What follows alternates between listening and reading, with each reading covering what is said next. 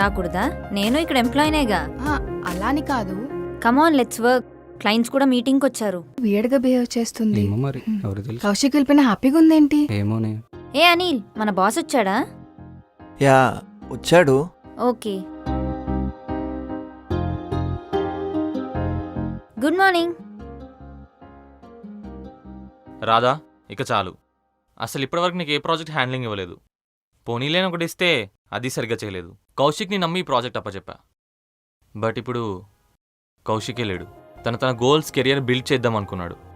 But నువ్వు చూస్తే ఇలా మనం ఫ్రెండ్స్ అయి ఉండొచ్చు, బట్ పర్సనల్లీ మాత్రమే. ప్రొఫెషనల్గా చూసుకుంటే you are an employee in this company, so you have to work hard.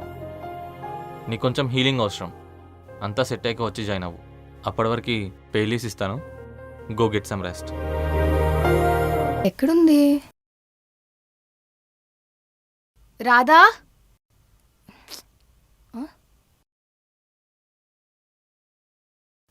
Radha,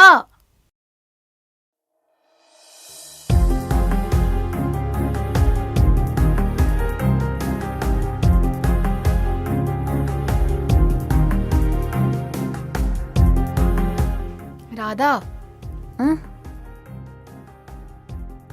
ఏంటి రాధా ఇంకా 2-2? కౌశిక్ వెళ్ళిపోయాడు. వాడు వస్తాడని ఎన్ని రోజులు ఇలా వెయిట్ చేస్తూ ఉంటావు? రాధా, చెప్పేది విను రాధా.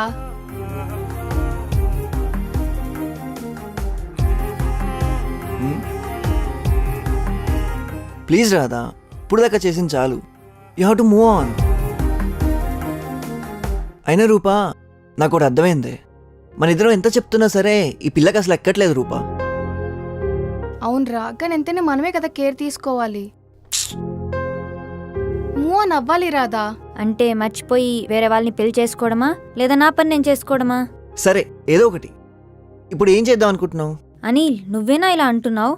అయినా ఒక డాల్ మీద ప్రేమో లేదా ఒక వస్తువు మీద ప్రేమో అయితే మర్చిపోవచ్చు, కానీ నాది అంతకు మించి ఒక మనిషి మీద ప్రేమ. సో మర్చిపోవడం కష్టం.